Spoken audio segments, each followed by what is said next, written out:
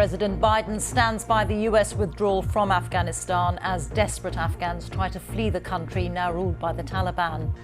Mayhem and panic at Kabul airport, with people clinging to moving planes trying to escape. Mr. Biden admitted the situation had unraveled quickly, but he defended the withdrawal. I stand squarely behind my decision. After 20 years, I've learned the hard way that there was never a good time to withdraw U.S. forces. In Kabul, Taliban militants patrol the streets. There's widespread fear the regime will bring repression, especially of women. We have to take some bold stances for the protection of women and girls, for the protection of minority groups, and for peace and stability. Here, the RAF is bringing more UK citizens back to safety from Afghanistan, and the government is increasing the number of troops to help in the evacuation. Also on the programme, a change to the rules on self-isolation in England and Northern Ireland if you are pinged. Nearly 1,300 people are known to have died in a massive earthquake in Haiti, and a tropical storm is now heading towards the devastated country. And India pull off a stunning victory in the second test against England. And coming up in the sports on the BBC News channel, it's a winner-takes-all clash in the 100 as the Southern Brave and the Oval Invincibles go head-to-head.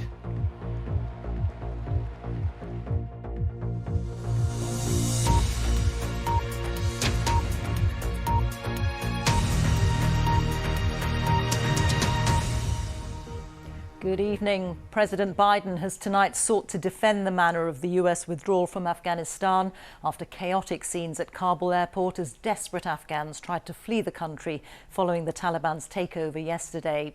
People crowded around departing aircraft and some even clung on as the planes took off. Several are reported to have been killed.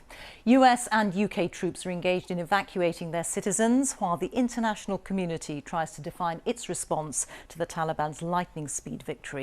We'll have more on President Biden's speech in a moment, but our first report tonight is from our South Asia correspondent, Sikandar Kamani. Running for their lives, frantically trying to escape Afghanistan on this US military plane. This is how desperate some Afghans are to leave the country. A handful tragically clinging on even after takeoff, before falling to their deaths.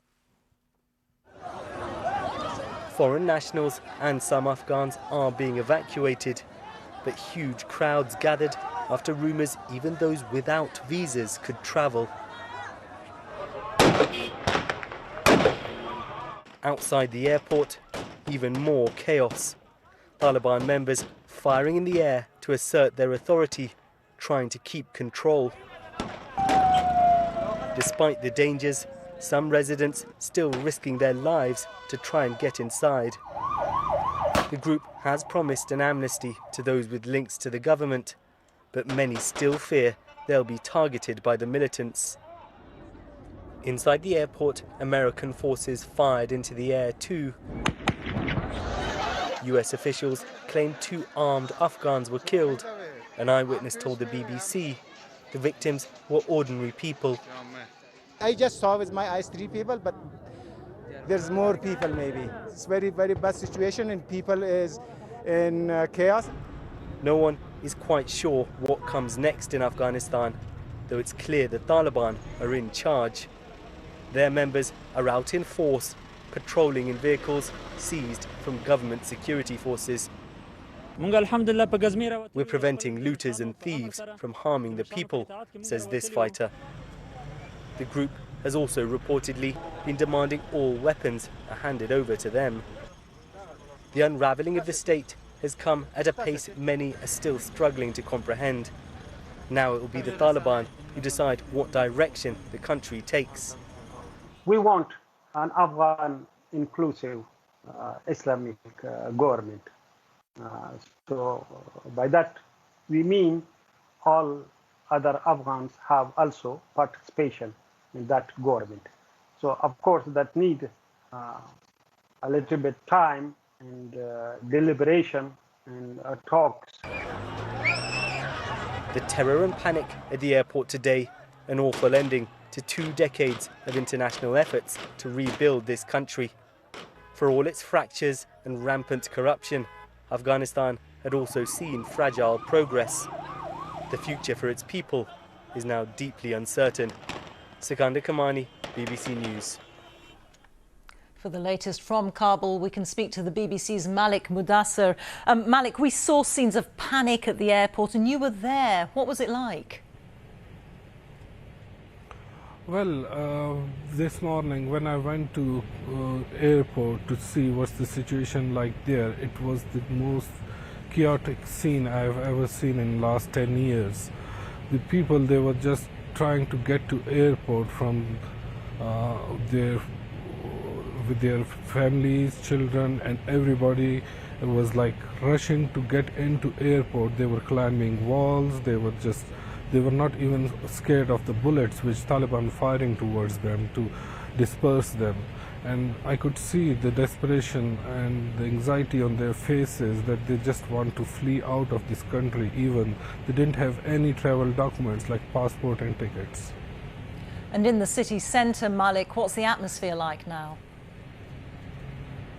Well, in the city centre this afternoon, I have seen Taliban patrolling in those vehicles which was provided by two Afghan forces lately.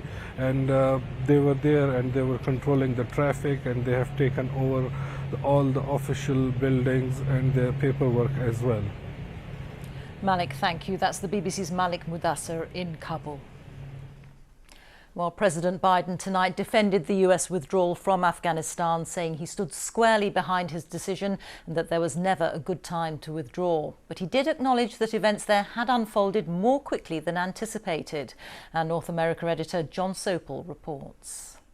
The sudden capture of the country's capital has shocked the world. Whatever the political bent of the network, the Taliban has taken over Afghanistan, seizing control of Kabul. The verdict today has been unanimous and brutal. The Biden administration is redefining the word incompetence. An epic humiliation of US foreign policy, a woeful mishandling by President Biden. Just a month ago, the president said a Taliban takeover of Afghanistan was highly unlikely. And given this torrid backdrop, Joe Biden had little choice but to cut short his vacation and return to Washington by helicopter. How else? To answer his critics, he was unrepentant. I stand squarely behind my decision.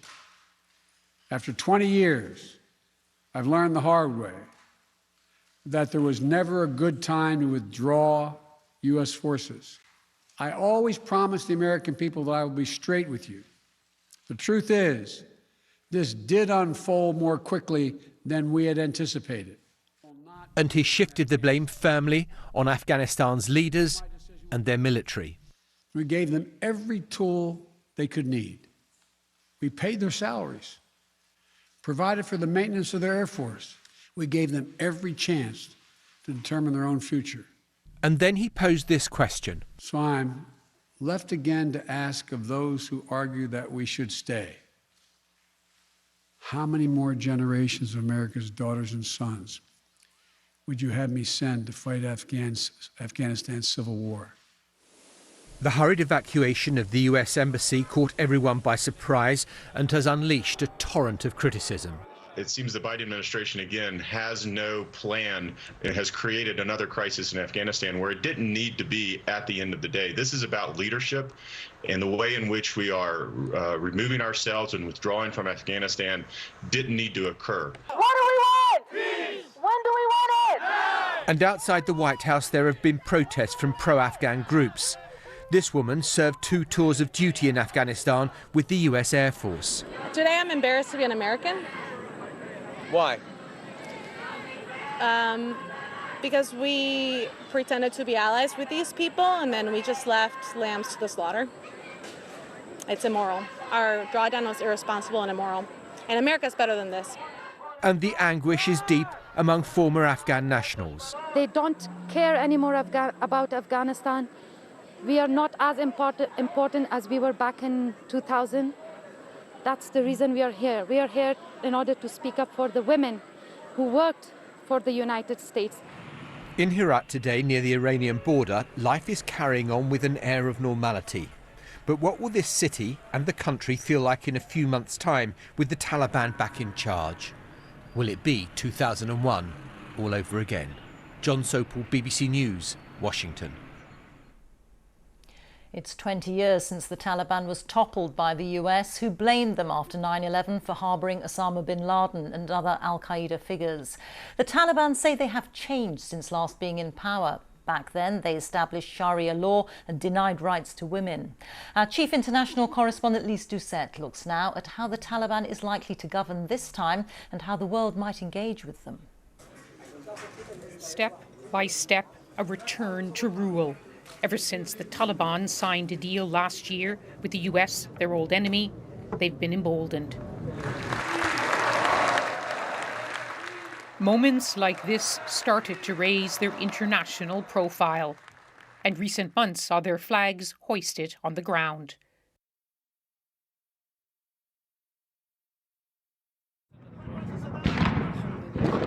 District by district, they won the fight against Afghan troops. And in many places, they just walked in. Not because they were strong, the government was weak.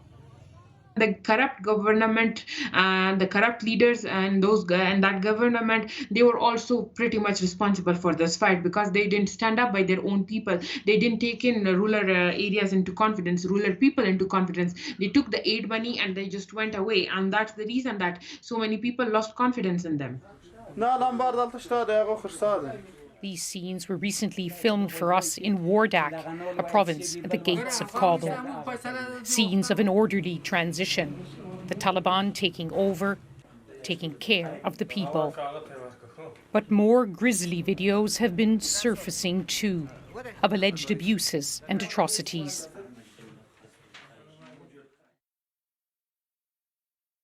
What do you say now to those who fear the return of the Taliban? They should not fear. They should not fear because the government which will come after this will be acceptable to all Afghanistan.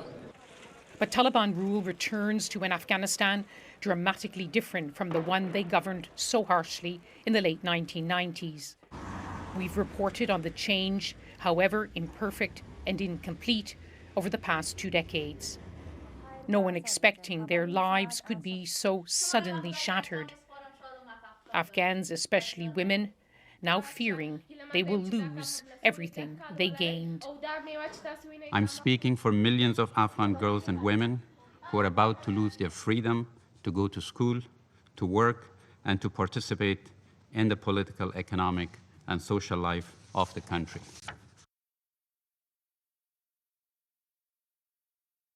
And Afghanistan's neighbours are anxious too. The fate of this landlocked country affects them all. To the north, Central Asian states know how easily extremism crosses borders, reaching Russia too.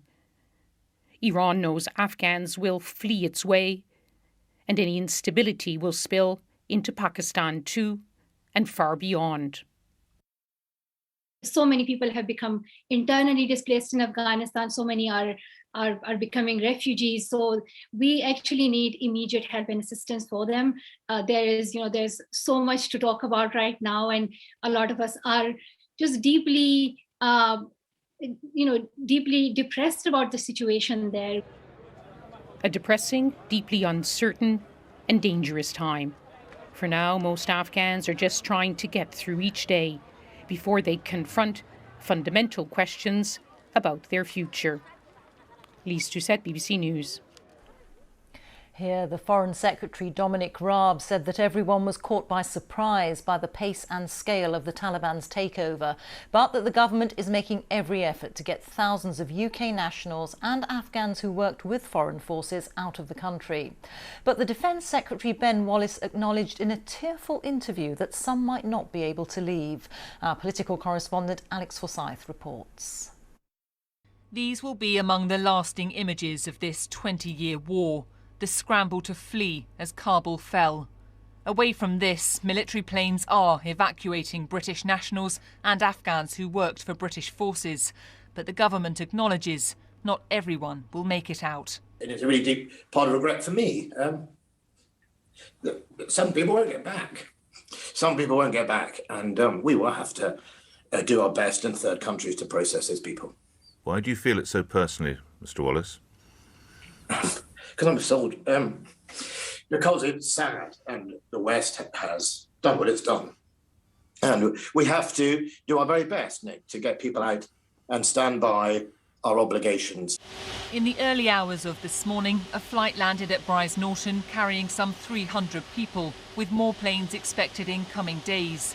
Those on board heading to safety, but others eligible for places face logistical barriers, paperwork, passage to the airport, and all the while, those Afghans who helped foreign forces are at risk of reprisals. Ali, not his real name, was an interpreter for the Army and Foreign Office. He's been in the UK for 5 years with his young family, but fears for his parents and his sisters still in Afghanistan. Anything is possibly happen. Raped, killed. One of my sisters had just graduated from high school, and other sisters, she just graduated from the law. They were hoping for the future of Afghanistan. But now, there's no hope for them. Everything is just gone. 600 British troops have already been sent to Afghanistan to help bring back those who qualify, and 200 more are being deployed to process as many people as possible in what's now a race against time. It's just heartbreaking. This former Marine who served in Helmand now runs an animal welfare charity in Kabul. He's refusing to leave, worried about the fate of his Afghan staff. My staff here have been loyal to our charity. They've supported soldier animal rescues. I'm not leaving them here now to what's going to be an absolutely horrendous fate. Labour says getting people to safety must be the priority. If those in Afghan have helped us, the UK, in our work in Afghanistan, we've got an obligation to them. In the longer term, or medium term, we need safe and legal routes for refugees. With the plight of Afghans felt far and wide, the government says it is focused on getting people out, with a plan for refugees expected soon. Ministers admit, though, they were caught out by the pace of what's fast become a crisis. Alex Forsyth, BBC News. Let's go back now to our North America editor, John Sopel. John, President Biden tonight appeared unbowed by the criticism. Completely unbowed, and he pointed the finger at Afghan forces. He presented it as a binary choice, that we either stay or we go, that you couldn't form some kind of peacekeeping role in between. But Joe Biden has felt the full wrath of the foreign policy establishment in Washington. The military top brass have been opposed what he's been trying to do. So the political establishment, pretty much, Republican and Democrat, have been critical. But Joe Biden's bet seems to be this, that whilst people may be critical of the implementation of the policy itself is the right one, and a majority of Americans support bringing troops home. But it's a mighty big bet that he's making. If any terrorist attack were to happen where people would say, well, there's a line between the pullout of US forces emboldening the Taliban and this attack, that becomes a very risky moment for Joe Biden. But for the moment, he may be bloodied, but he's unbowed. John, thank you. John Sopel there reporting from Washington. From today, people in England and Northern Ireland who've had 2 COVID vaccine doses no longer have to isolate for 10 days if they're in contact with someone who's tested positive. The guidance, which applies to the under-18s too, now says that people should take a PCR lab test. Business owners say the changes, already in place in Scotland and Wales, will make a big difference after widespread pinging by the NHS app caused staff shortages. Here's our medical editor, Fergus Walsh. The pints have kept pouring at this community pub in York, despite nearly all the regular staff being pinged.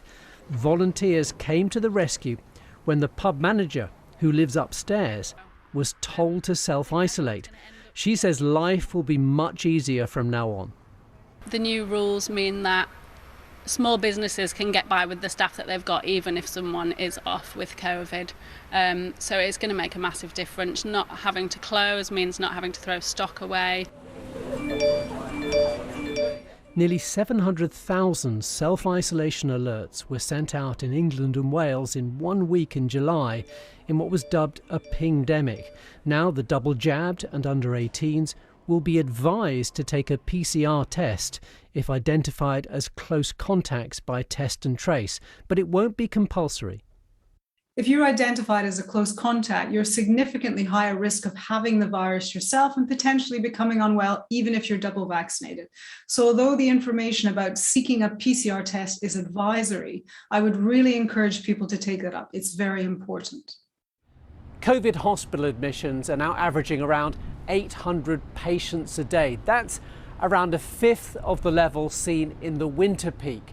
So there's no risk of the NHS being overwhelmed, but it's still disruptive given the record backlog of treatment to deal with. The lifting of restrictions in England 4 weeks ago did not lead to a massive surge in hospitalisations despite some dire predictions, but there are concerns about what the autumn may bring. Which is why vaccination remains so important. In Croydon today, people were mostly getting second doses, which means they'll be regarded as fully immunised in 2 weeks' time. I work for an estate agency, so once one person goes, we all have to self-isolate at the moment and we can't do viewings and things like that. I think having the ability to just, go about your day, but obviously get a test if you need one, I think will be a massive, massive help. Being double jabbed doesn't mean you're immune from catching COVID, and anyone testing positive is still legally required to self-isolate wherever they live in the UK. Fergus Walsh, BBC News. The latest government coronavirus figures show that there were 28,438 new infections recorded in the latest 24-hour period, which means on average there were 29,086 new cases per day in the last week. 5,894 people are in hospital with coronavirus. 26 deaths were recorded in the last 24 hours, but the number of deaths recorded at weekends normally falls quite sharply. On average, there were 89 deaths a day in the last week. Over 89% of adults in the UK have now had their first jab, and 77% have had both jabs. Aid workers in Haiti are racing to provide food, water and shelter to survivors of Saturday's earthquake before a major tropical storm hits the country. More than 1,400 people are known to have died after the quake struck on Saturday. The problems are even more acute in remote areas. Our correspondent James Clayton managed to travel to the town of Le Quay to the southwest of the epicentre, and he sent this report. Many of these people were asleep when the earthquake hit, their homes caving in. It's hard enough to treat survivors of any natural disaster, but when the hospitals themselves are under fear of collapse, it makes it all the more difficult. Well, this hospital is simply too unsafe to have people stay inside, so they brought everyone outside here, and they've tried to place them under trees, under tents, to try and keep them a little bit cooler and out of the hot sun. But what you're seeing here is 48 hours after the quake. The doctors have run out of painkillers, they've run out of antibiotics, and there are major concerns about things like infection. Elsie had just woken up when the earthquake hit. Her son has a serious compound fracture and needs to be taken to the airport to be lifted out. Seeing him in such pain is overwhelming. There simply aren't enough facilities to treat people in this remote part of the country. From the hospital, some of the injured are taken to this airport, waiting for a flight out to the capital, Port-au-Prince, like 19-year-old Tanya, who's pregnant. So you woke up and basically tried to run out, but then the house collapsed on top of her? She says her leg hurts and she has abdominal pain. Most of the hospitals here are in need of the basics. IV solutions, bandages, medications, including antibiotics and pain management medications. They're in the same situation where they've run out. Overall, it's dire. We're sitting here with 3 hospitals that are moving patients to the airport for transportation out. There's no coordination. A tropical storm here is also preventing flights in and out of the capital. The people here need help, but at the moment, not enough is coming. James Clayton, BBC News, Le Quay. A minute's silence has been held to remember the victims of last week's mass shooting in Plymouth. 5 people died in the attack in the Keyham area on Thursday. Today, the Home Secretary has called on police forces in England and Wales to review the way they consider applications for firearms licences. Our correspondent John Kay reports. they gathered in parks and playgrounds across Plymouth. It's been really hard. I think we're still all in shock. What's happened, aren't we? At the city's Guildhall, some of those who responded to the shootings joined community leaders to remember 3-year-old Sophie Martin and her father Lee, shot at random as they walked home. Maxine Davison, the first victim, who was the mother of the gunman. Stephen Washington, who was walking his dogs when he was killed. And 66-year-old Kate Shepherd, who died from her injuries in hospital. The bell rang for each of them.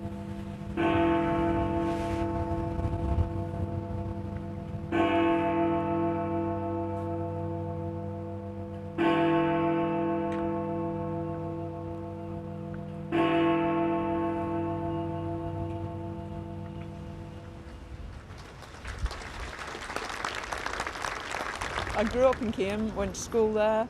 Leanne came to remember the neighbours she's lost. Just trying to process it all, really. It could have been any of us walking along the street that day. My family, my children, anybody. And it's really hard to sort of realise that it was that close. So all of these civic things just seem really important to be here. Many people here question how Jake Davison was allowed to own a gun.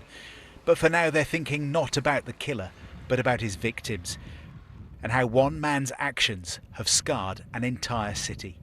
John Kay, BBC News, Plymouth. Cricket now, and it was a thrilling final day in the Test match between England and India at Lord's. Our sports correspondent Joe Wilson was watching. For India to get to this, it first required this. Mohammad Shami in the team for his bowling got to 50. Humbling runs for England as India's tail-enders took them to a lead of 271. Enough, the captain declared. We bowl, stand by. England's second innings featured 4 players out for naught, including both opening batsmen. The race was now India against time. By the tea interval, India had taken 4 wickets, needed 6 more for victory. Now, hang on, is that rain or just English wishful thinking? Cold, hard reality. Joe Root out for 33, and India's captain now sensed the test itself. But he needed Mohammad Siraj to bowl fast. There's one for you, Ollie Robinson. Oh my goodness me. Both teams had been aggressive. The match was reaching its limits. 9 overs left in the day. Jos Buttler faced 96 balls and gone. It was left for James Anderson to try and to fall, and for Siraj to sprint towards the future. Try stopping India now. Joe Wilson, BBC News, Lords. That's it. Have a very good night. Bye-bye.